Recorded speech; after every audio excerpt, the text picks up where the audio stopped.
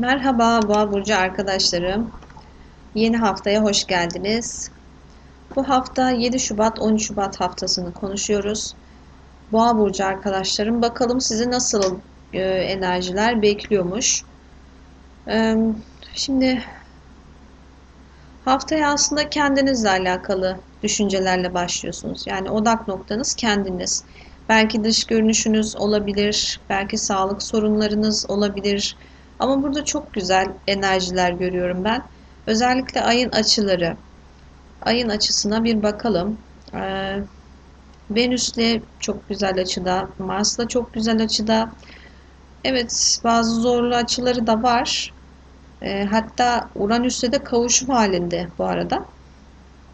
Yani kavuşum etkisi var. Dolayısıyla bu sizin aslında dokuzuncu evinizi çok güzel etkiliyor. Buna eğitim hayatınız olabilir, akademik kariyeriniz olabilir. Zaten uzun zamandır bu alanlarla alakalı bir tıkanıklık yaşıyordunuz. Şimdi bu tıkanıklık artık açılıyor arkadaşlar.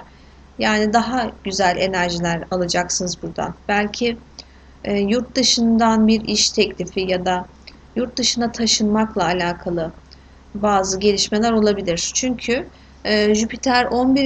evinizde, Neptün de 11. evinizde ve buraya onlar da çok güzel açı yapıyor. Belki yurt dışına taşınmak ya da orada ki sosyal çevrenizle iletişim kurmak, dış ticaretle alakalı işler yapmak gibi durumlarınız olabilir. Haritanızda özellikle toprak şeyleri fazlaysa, etkileri fazlaysa bunu net bir şekilde yaşarsınız. Bunun dışında Güneş'in ve Satürn'ün açıları, onlar da kavuşma halinde neredeyse. Onun birazcık Uranüs'e sert etkisi var. Bu da kariyerinizle alakalı. Bazı sert durumların yaşanabileceğini söylüyor arkadaşlar.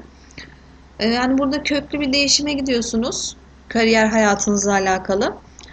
Belki orada bir otorite figürüyle ters düşmeniz, tartışma yaşamanız gibi durumlar olabilir bu hafta özellikle. Fakat bu etkiler biliyorsunuz ki artık geçici. Sakin bir şekilde atlatmaya çalışırsanız kazançlı çıkacaksınız. Çünkü size başka başka kapılar açılıyor arkadaşlar. Bakalım. Bu arada aşk evinize de bakalım.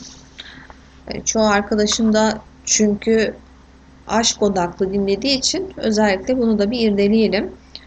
Yine bakın burada beşinci evinizin yöneticisi dokuzuncu evinizde. Yani burada uzak çevrelerden bir kişi ile ya berabersiniz ya da tanışma ya çok yakın görünüyorsunuz. Çünkü 11. evden de oraya çok güzel açılar var ve çok etkileneceğiniz bir kişi karşınıza çıkabilir bu dönemde. Belki de çıkmıştır. Ee, Şöyle şunu alalım.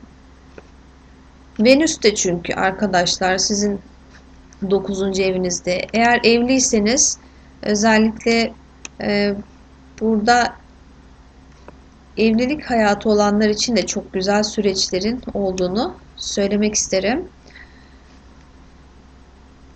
Evet, Jüpiter de zaten balıkta Neptün'le neredeyse kavuşum halinde. Tabii ki bu Jüpiter'le Neptün'ün kavuşumu biraz da yanılsama getirebilir arkadaşlar. Ona da dikkat etmek lazım. Yani gözümüzün boyanması işleri olduğundan daha toz pembe görme gibi durumlar olabiliyor. Arada bir böyle çimdik atmak gerekiyor kendimize ayılmak için. Evet, bakalım deste neler söyleyecek yükselen boğa burcu arkadaşlarım için.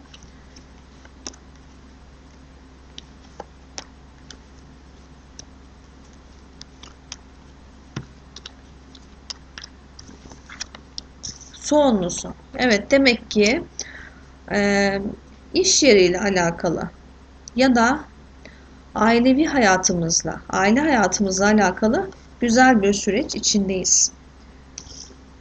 Ve burada yeni bir girişim söz konusu. Belki yeni bir iş başvurusu olabilir arkadaşlar.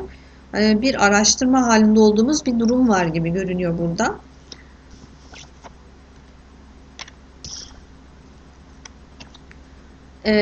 Şimdi dünya kartının burada ters gelmesi ve yılanla beraber gelmesi.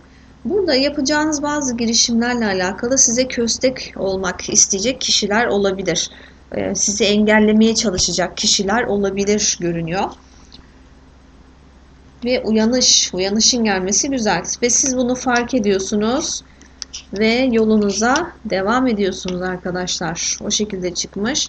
Evet, tabii ki burada bazı tartışmalar söz konusu olabilir. Özellikle bir eril kişiyle. Yani bu bir patron olabilir ya da baba figürü olabilir. Yani eril diyorum ama tabii ki bu cinsiyet ayrımı olmasın şimdi. İlla kodlamayalım yani. Erkek bir kişiyle tartışılacak gibi düşünmeyelim. Bu bir bayan da olabilir. Eril enerjisi yüksek bir bayan da olabilir. Ama ben daha çok erkek olduğunu hissettim arkadaşlar. Bu dönemde bir kişinin size bir iş teklifiyle gelmesi söz konusu olabilir görünmüş. Mesela bu yolunuza taş koymak isteyen kişinin de bir bayan olduğunu görüyorum ben. Özellikle bu kim olabilir diye düşündüğüm zaman belki yakın çevrenizden bir kişi de olabilir arkadaşlar bu. İş hayatınızda çok şey yapamadım ama yakın çevreden bir kişinin olduğunu düşünüyorum. Yani sık görüştüğünüz kişiler arasından birisinin sizin bu girişiminizi, gelişiminizi köstekleyecek bir kişi olduğunu düşünüyorum. Evet, evlilik hayatımız varsa eğer bu süreçte tartışmalardan uzak kalmak gerekiyor arkadaşlar. Size aniden bir iş fırsatı gelecek görünüyor ve bu iş fırsatı sizin için çok hayırlı görünüyor arkadaşlar. Bazı haberler, hayırlı haberler geliyor görünüyor. Demek ki bu hafta bazı tartışmalar, agresyonlar yaşanabilir. Hatta yolunuza engel olmak isteyen kişiler karşınıza çıkabilirmiş arkadaşlar. Bunlara karşı dikkatli olacağız. Duygusal hayatımız için bakalım deste neler söyleyecek bize.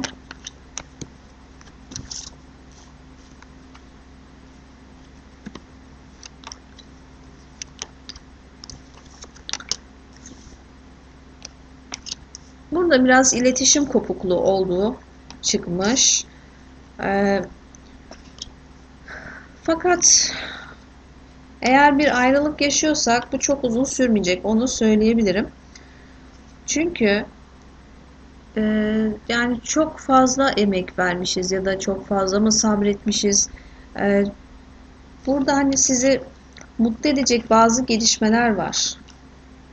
Eğer ayrıysanız, ben bir iletişim kopukluğu olduğunu görüyorum. Evliysek de sanki arada böyle bir iletişim kopukluğu, çok fazla konuşmuyormuşuz gibi bir durum var.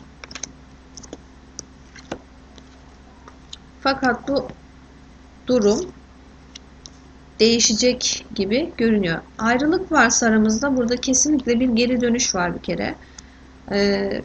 Tekrar bir birleşme, orta yolu bulma gibi. Ama burada işte bir partnerlerden birisi bir engel koyuyor. Yani blokajlamış sanki. Tekrar olmasın işte der gibi. Ama bu eril kişisinin çabalarıyla olacak görünüyor.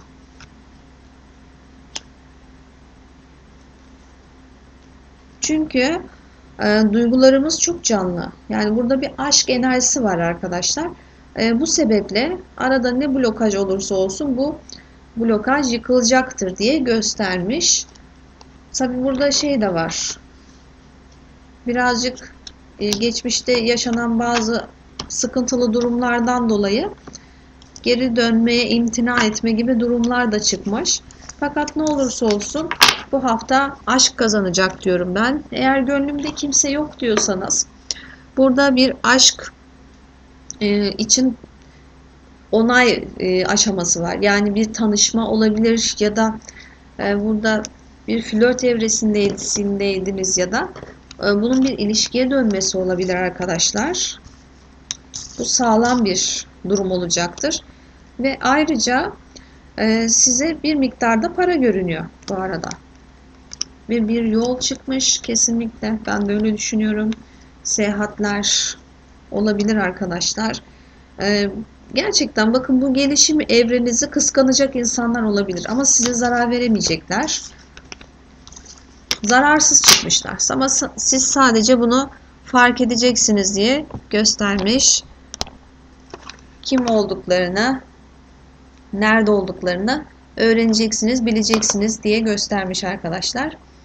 Bu haftalık Boğa burcu açılımımız bu şekilde. Yeni açılımlarda görüşürüz. Hepinizi çok seviyorum. Hoşça kalın.